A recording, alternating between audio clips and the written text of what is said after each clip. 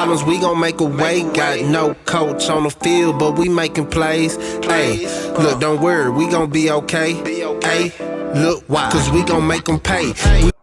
But let's get on to our next big matchup. We got another Pac-12 going up against the SEC team. The only difference in this one is it's not a neutral site game. Utah, the Utes Pac-12 team is real. Yeah, no, we're gonna get into it. Utah Utes traveling into the Gators, into the swamp. Prime time at that in the swamp. 7 o'clock Eastern Standard Time. The line opened up at -1.5. The line now, and I forgot to put these total lines. The total right now is at 51.5. It opened up at 53, and the line right now, there are some threes out there on the board as well. So a little bit more money is starting to come in on Utah. A lot of people like the Utes, and a lot of people like what they're bringing back at this moment, and I'm pretty sure you guys are going to cover it.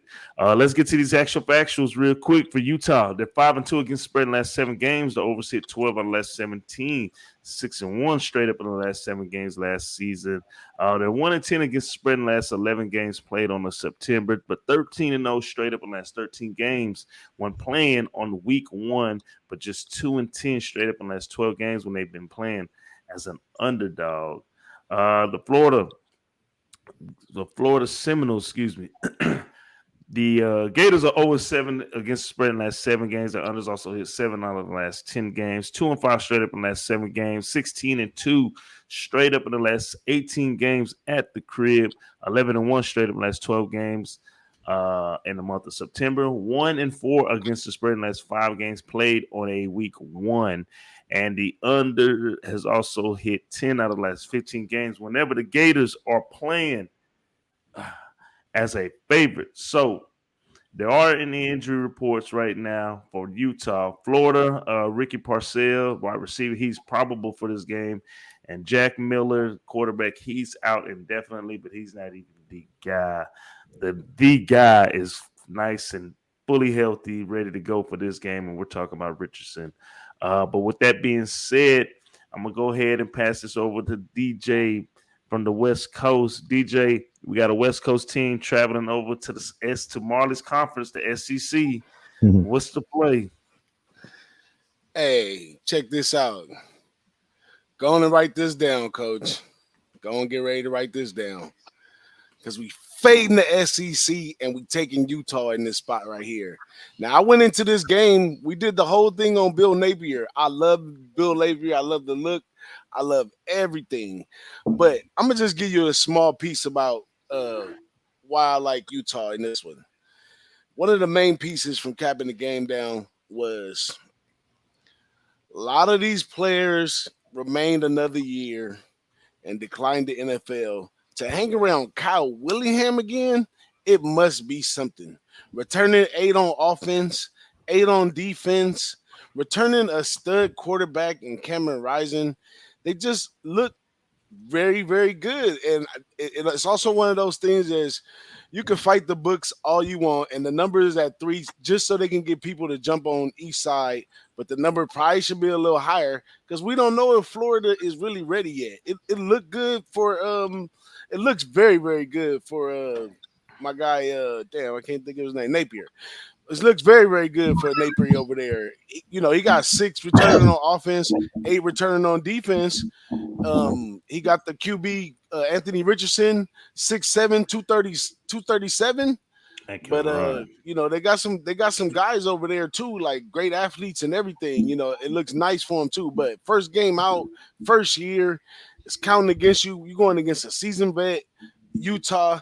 Utah's creeping up on an opportunity to try to get in the playoffs out of the Pac-12, preserve what little left of the Pac-12 it's going to be after USC and UCLA go, and maybe put in a bid for maybe where they want to go after that. They could end up in the SEC, believe it or not, nowadays. So I'm going Utah on that one. And I also like the the under in that one as well. But make it official for the show. Give me Utah minus the 3. Utah minus the 3. All right, flat top. What you got? So I agree with what Big Boss is saying there. For me, I am gonna take a different approach. I'm gonna take the over the 53.5. This Utah team, they're bringing back their quarterback. Rising. They were scoring 37 points a game in the Pac-12 last year. That's against Pac-12 competition, but I think Napier. I love the hire. I love what he did with ULL. Getting Richardson and that Florida offense. I think with Devin Lloyd departing and Utah, I think they're bringing back 5 of their defensive starters. Only one in the secondary, I believe. I could be wrong on that. I think there's going to be an opportunity for some points to be scored, and I think we're going to have a pretty good scoring game. I'm not so sure about the line. It's early in the season, so there's this is going to be kind of to see how good Florida is with everything that they've had, and for me, I just think over is going to be the move for this one. So official play is going to be over that 53.5. I think that Utah is usually pretty stingy, and I think Florida only gave up like 19 a game last year, and they come back with the 8 starters on defense. But I just think this is going to be an offensive game as opposed to a defensive one. So that's flat top play. Marley, what you got? Hey, What you what's got, up? man? Oh, What you got? hitting the nail right on the head. If anybody, No. if anybody is paying attention to what O is saying, Sure he did. O is hitting the nail on the head. Now look, I'm really, really, really high on Utah. As y'all know, when we broke down our Pac-12 conference, I'm pretty sure I picked Utah to win the conference. I do believe that Rising is a dark horse candidate for the Heisman. But back to what O was saying. You got these California kids, that's used to that. Hey, Big Boss. You hear him, Mo? Big You Boss. hear him, Big Boss? You hear What's the weather out there? What's the temperature for tomorrow? You hear him, Big Boss? You muted. What's the temperature? We're gonna we on the heat wave for the next 3 days and a little bit into the weekend. It was like what? Well, I'm in Long Beach, so it's always a little down over here, but it was like 92 right here where I was at.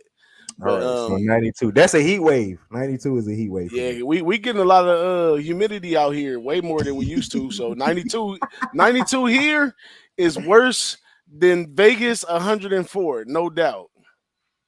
Okay, I hear you. So like, you heard what he said, people? He said they getting a little humidity now, right?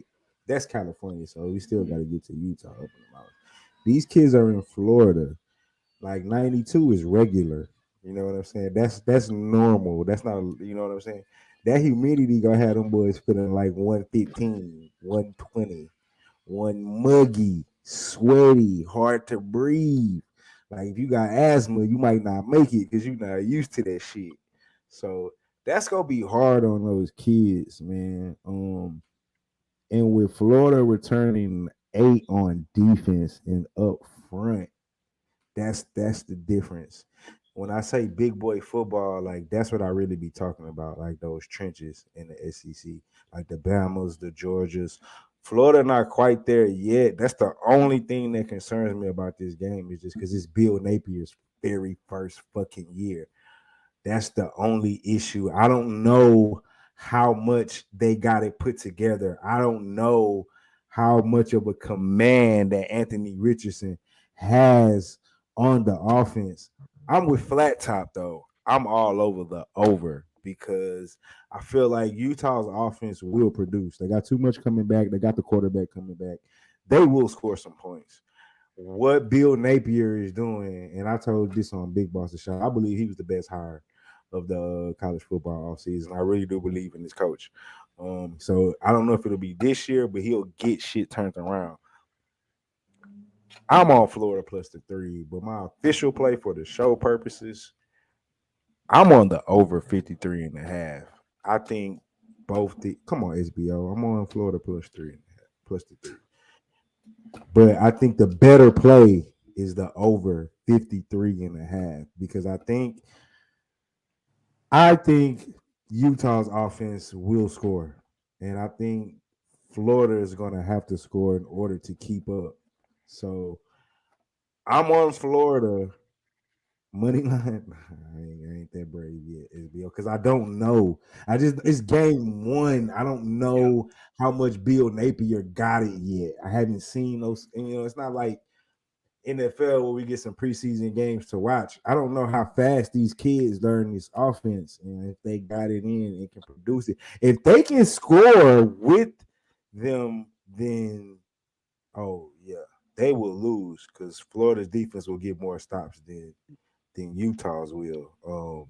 But if Utah goes up like twice and they can't, I don't think they can really like play them from behind. They kind of got to go blow for blow with them.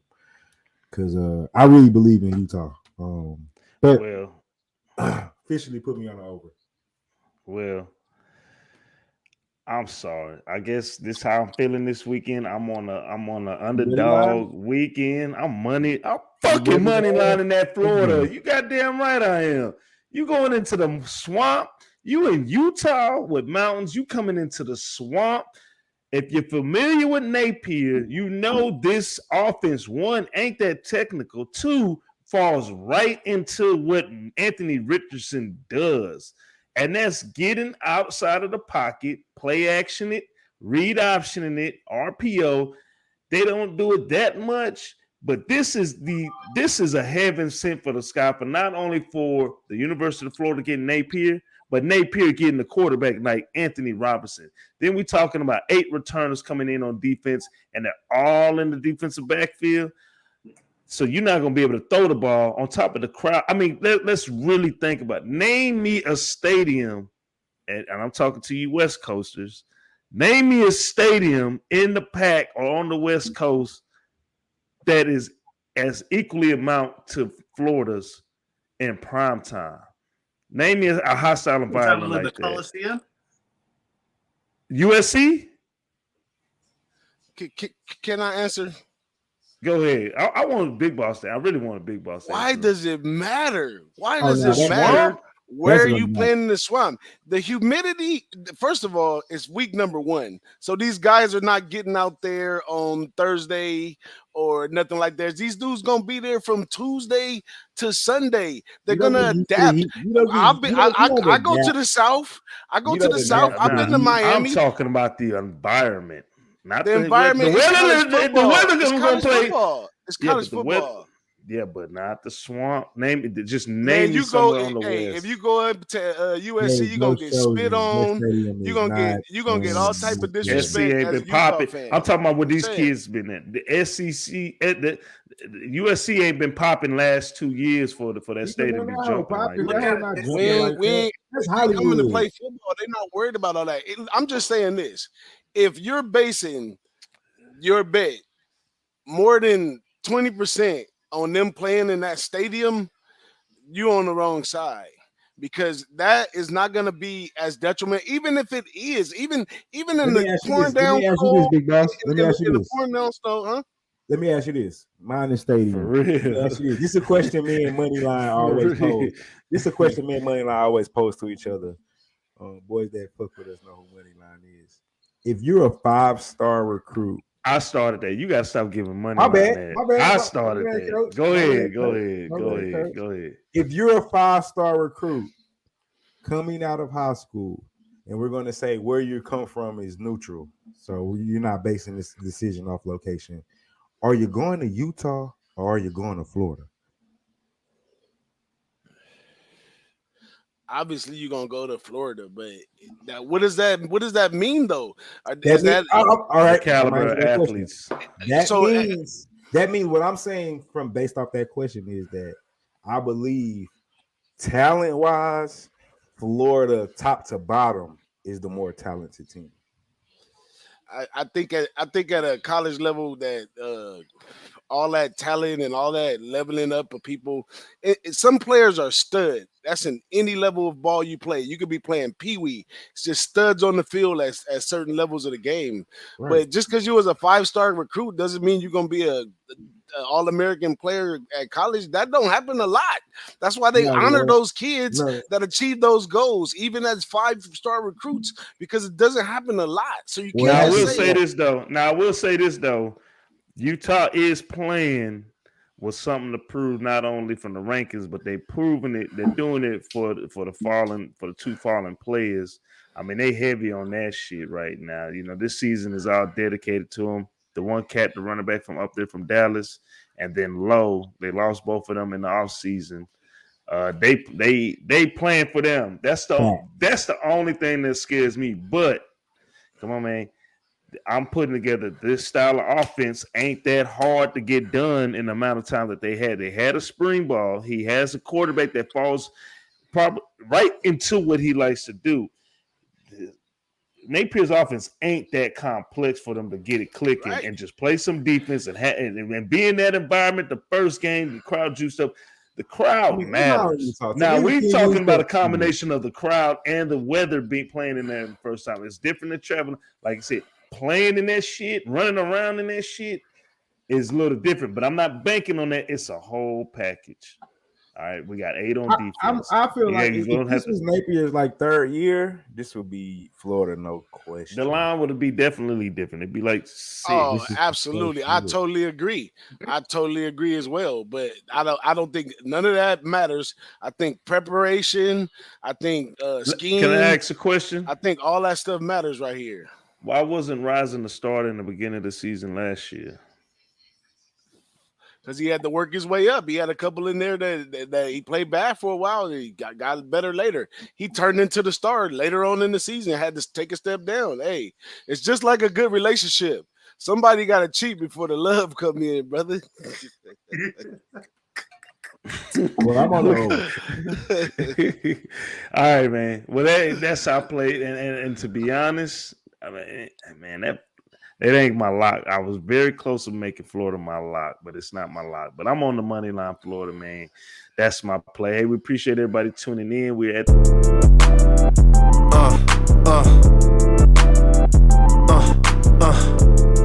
check it out.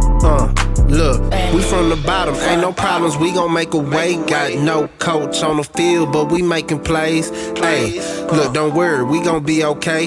Hey, look, why? Cause we gon' make them pay.